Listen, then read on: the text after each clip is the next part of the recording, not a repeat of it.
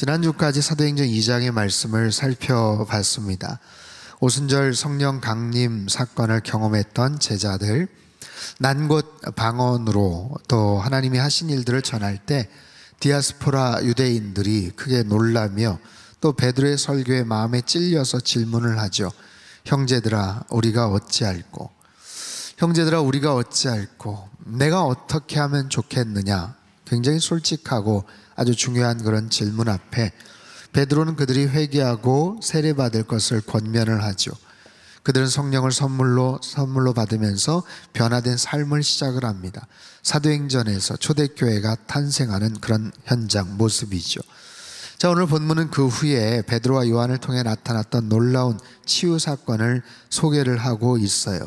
1절 말씀을 다시 한 번만 읽도록 하겠습니다. 1절 시작.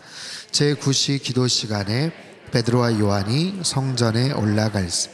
기도 시간이 있었어요. 9시라고 하면 오늘 우리의 오후 3시에 해당하는 시간입니다. 당시 유대인들은 하루에 3번, 오전 9시, 12시, 오후 3시에 성전에 올라가서 기도하는 경건한 습관이 있었습니다. 유대교 간섭을 이어받아 늘 하던 대로 하루에 3번 성전에 가서 기도를 했는데 베드로와 요한도 마찬가지예요. 여러분 주목할 것은 그들은 특별한 성령 체험을 했던 사람들, 한번 설교에 3,000명이 회심을 하고 초대교회 엄청난 부흥의 역사들을 경험을 합니다. 자, 그런 속에서 얼마나 바빴겠어요? 얼마나 분주했겠어요? 그럼에도 불구하고 그들의 일상의 경건 생활을 놓치지 않고 있었다라는 거예요. 일상에서의 경건 생활, 영적인 루틴들을 놓치지 않았어요. 여느 때와 마찬가지로 시간을 지켰고요. 그 장소, 정해진 장소에 가서 그들은 예배를 드렸고 기도를 했습니다. 자, 여러분, 하나님의 특별한 체험, 하나님의 특별한 역사는 언제나 평범한 일상 속에서 특별하게 나타납니다. 다시요, 평범한 일상에서 특별하게 나타난다라는 거예요. 일상에서 영적인 그런 습관들, 영적인 루틴이라고 말하죠. 그것을 소중하게 간직하는 사람에게 하나님께서 특별한 그런 역사들을 하나님께서 허락하셔요. 그래서 평상시에 우리가 꾸준하게 큐티 생활을 하고 기도 생활을 하는 것, 온라인 말씀 묵상이나 성경 통독과 같은 기본적인 영적인 습관이나 훈련들이 필요하다라는 거죠. 그것을 통해서 아주 건강하고 균형 있는 영성을, 그런 깊이 있는 그런 하나님과의 교제를 만들어 간다라는 것을 여러분 아셔야 돼요. 그곳에서 누구를 만나는가? 자, 2절 말씀을 같이 한 번 더 읽겠습니다. 시작. 나면서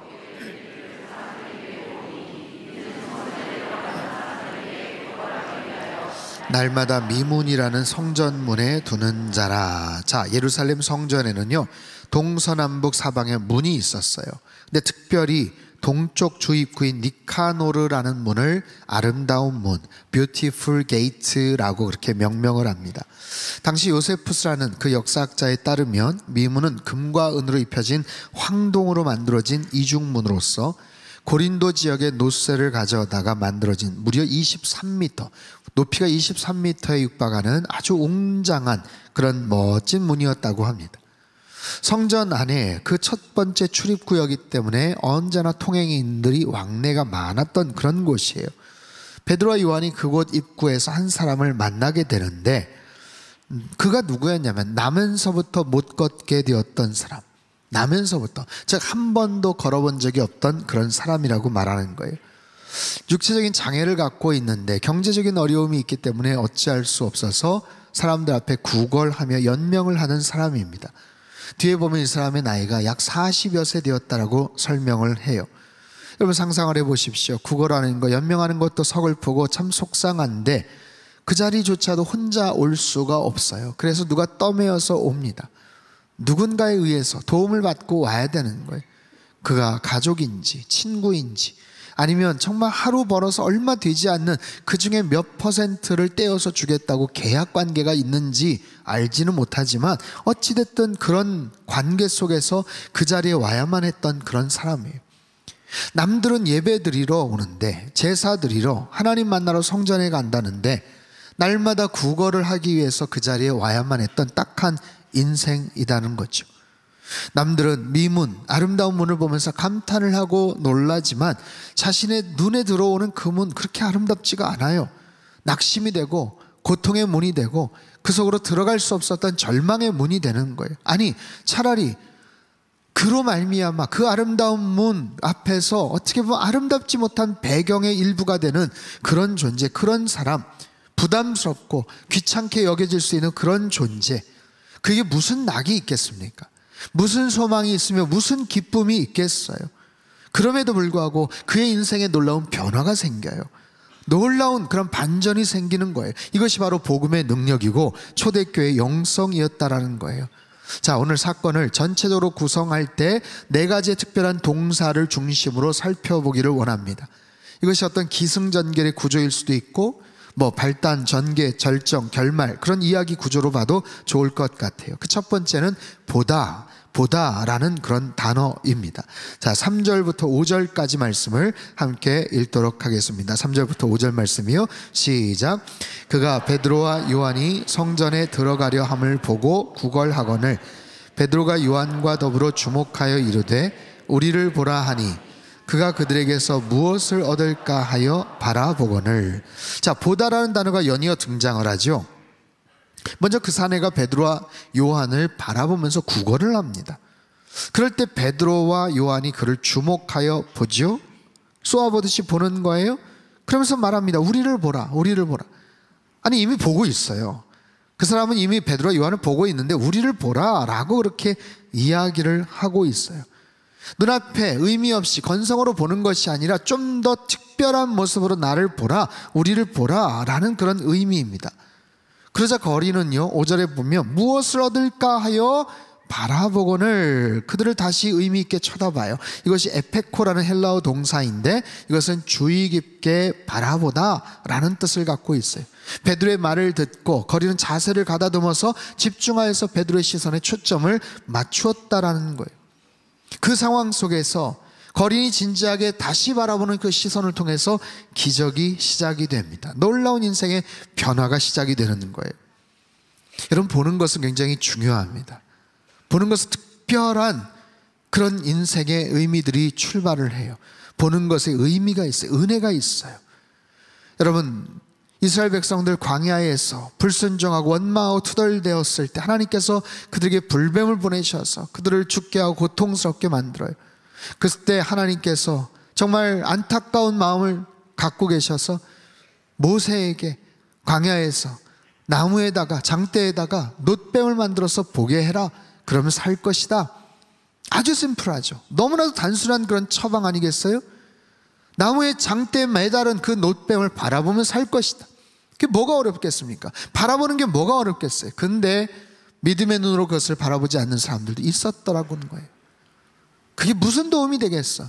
지금 우리 남편이, 우리 아이가 지금 뱀에 물려가지고 죽게 되어 있는데, 바빠, 시간 없어.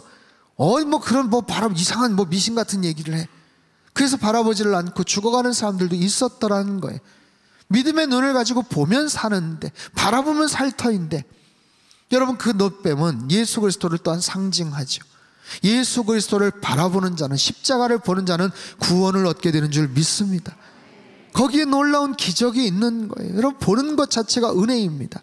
또한 보는 것에서 사명이 시작이 돼요. 여러분, 그 거린이 베드로를 다시 한번 또렷하게 바라보는 것처럼 베드로도 마찬가지예요. 베드로도 그 거린을 처음 봤을까요? 그렇지 않아요. 수도 없이 봤던 사람이에요. 그런데 유난히 그날따라 그 사람이 눈에 들어오는 거예요. 가슴이 뜨거워지는 거예요. 불쌍한 마음이 들어가는 거예요. 그때 심령에 성령님께서 역사를 하십니다. 그래서 말을 걸기 시작했고 기적의 역사가 나타나는 거예요. 여러분 보세요. 우리가 무엇을 어떻게 보느냐 대단히 중요합니다. 여러분, 한 주 동안 무엇을 보셨습니까? 눈여겨보신 것이 무엇입니까?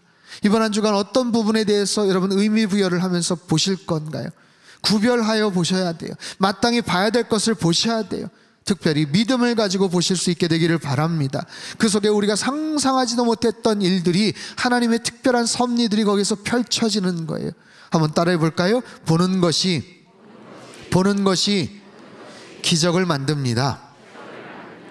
우리가 어떻게 무엇을 보느냐, 거기에 따라서 기적이 시작이 돼요. 거기에서 사명도 발견하게 돼요.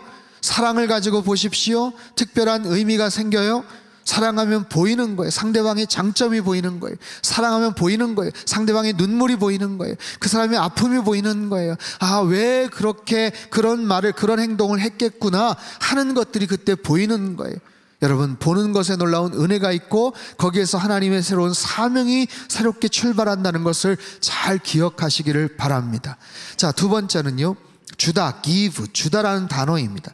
6절과 7절 상반부를 같이 한번 읽도록 하겠습니다. 시작.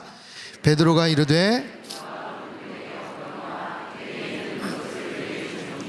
나사렛 예수 그리스도의 이름으로 일어나 걸으라 하고 오른손을 잡아 일으키니. 자, 베드로는 말합니다. 은과 금은 없지만 나에게 있는 것을 너에게 줄게.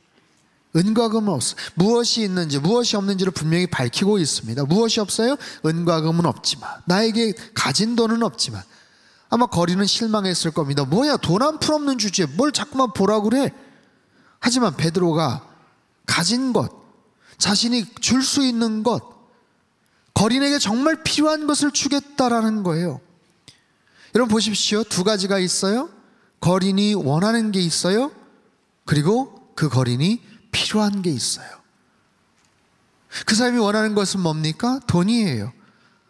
입에 풀칠할 수 있는, 연명할 수 있는 얼마의 돈이에요. 은과 금이에요. 하지만 정말로 그에게 필요한 것이 있어요. 그것은 뭡니까? 일어나는 거예요. 그 자리에서 낫고 자리를 박차고 일어나는 거예요. 그런데 너무나도 오랜 시간 동안 그는 자신에게 무엇이 정말로 필요한 것인지를 몰랐어요. 물론 약간의 돈과 여러 가지 식량 필요하죠. 당연히 필요한 거예요. 하지만 그에게 궁극적으로 필요한 것은 그가 자리를 박차고 일어나는 거예요. 근데 그것을 늘 일상에서 원하는 것만 생각하다가 궁극적으로 필요한 것, 그것을 기대하지도 못하고 상상하지도 못한 채 주저앉아 있더라는 거예요. 베드로와 요한이 은과 금은 없지만 갖고 있는 것을 너에게 줄게. 무엇을 통해서? 나사렛 예수 그리스도의 이름을 통해서, 그분 이름의 권세를 통해서, 그 권능, 그 능력, 그 치유의 권세를 통해서, 막강한 영적 에너지를 통해서 내가 너에게 주노니 일어나 걸으라. 이것은 베드로의 능력이 아니죠. 성령님의 능력이에요. 베드로는 단지 통로의 역할, 도구의 역할을 했을 뿐입니다. 어쨌든 그 거린에게 가장 필요한 것을 베드로는 전해주고 있어요. 여러분 그거 아십니까? 사람은요, 자기에게 있는 것을 줄 수밖에 없습니다. 자기가 가지고 있는 것들, 그것을 알게 모르게 주는 거예요. 상처를 주는 사람이 있죠. 가까이 하다 보면 늘 상처를 받아요. 속상한 얘기를 들어요. 그 이유는 뭔지 아세요? 그의 마음속에 상처가 많기 때문에 그래요. 누군가에게 가까이 가면 늘 따뜻한 마음과 사랑을 받아요.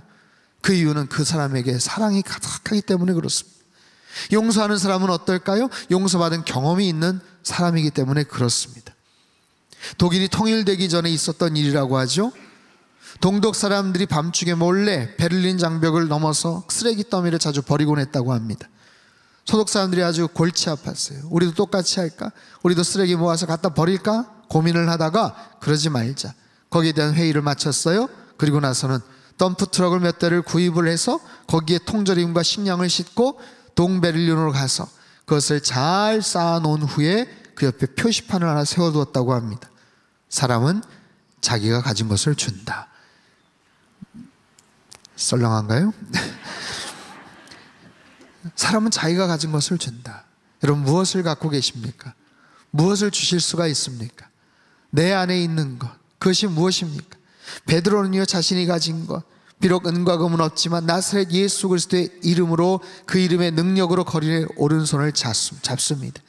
그 손은 베드로의 손이지만 그 손을 통해서 나아가는 것은 그리스도의 능력이었고 엄청난 치유의 역사였어요. 무엇을 주는가? 또한 무엇을 줄 수 있는가? 내게 있는 것, 우리 교회가 가진 것, 여러분 한 분 한 분이 갖고 있는 그런 특별한 은사와 달란트와 능력들, 그것을 통해서, 여러분의 그 손을 통해서, 우리 교회를 통해서 하나님의 사랑이 공급이 되고 누군가에게 소망과 위로를 줄 수 있는 놀라운 치유의 역사가 우리 안에 있게 되기를 바랍니다. 세 번째는요, 걷다라는 단어입니다. 7절과 8절 말씀 우리 같이 한번 읽겠습니다. 시작. 오른손을 잡아 일으키니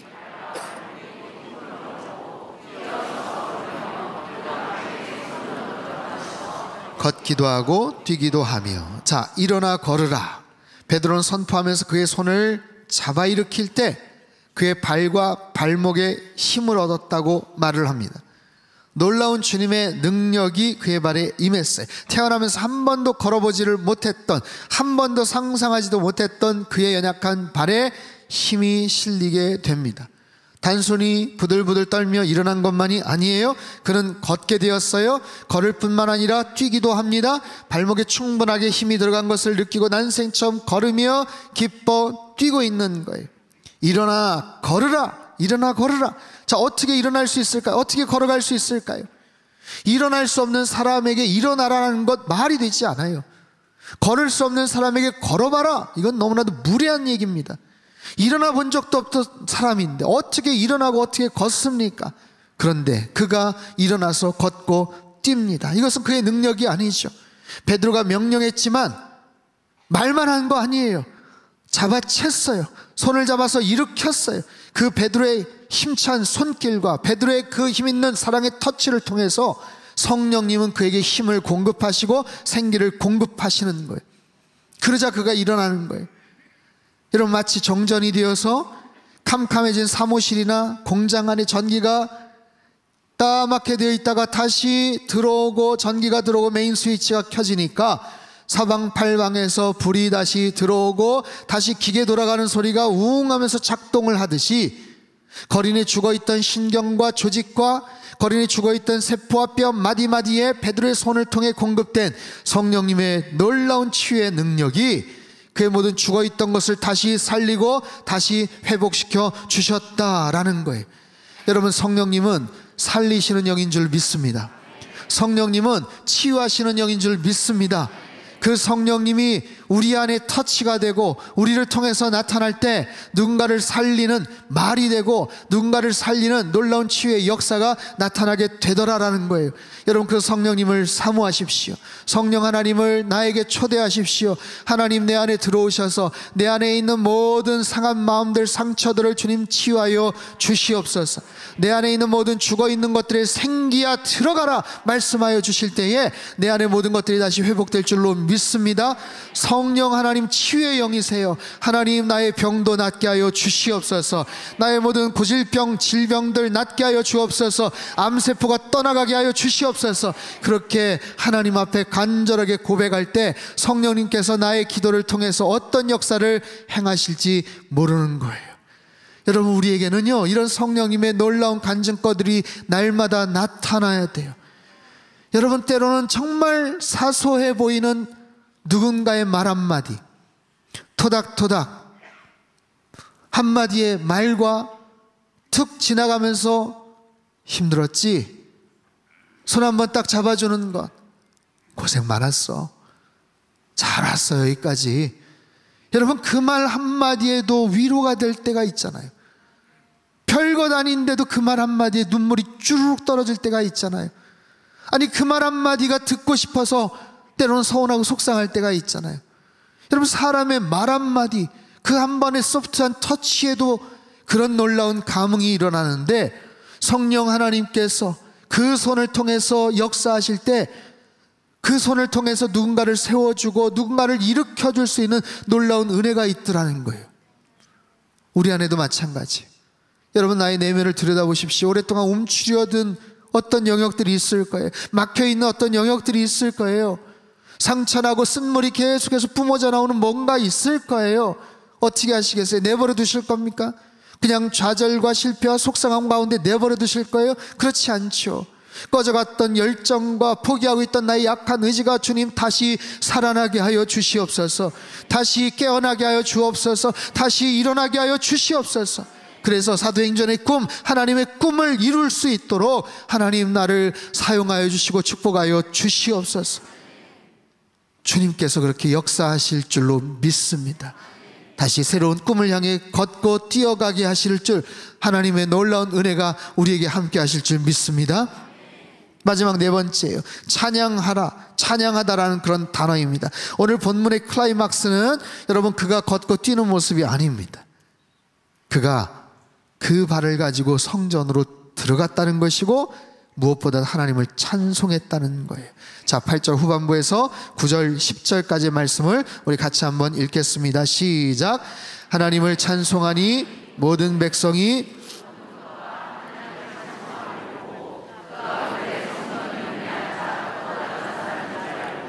그에게 일어난 일로 인하여 심히 놀랍게 여기며 놀라니라. 아멘. 자, 그는 걷고 뛰어들어가며 하나님을 찬송합니다. 찬송합니다. 그가 하나님을 찬송해요. 한번 생각해 볼까요? 과거에 그가 하나님을 찬송했던 적이 있었을까요?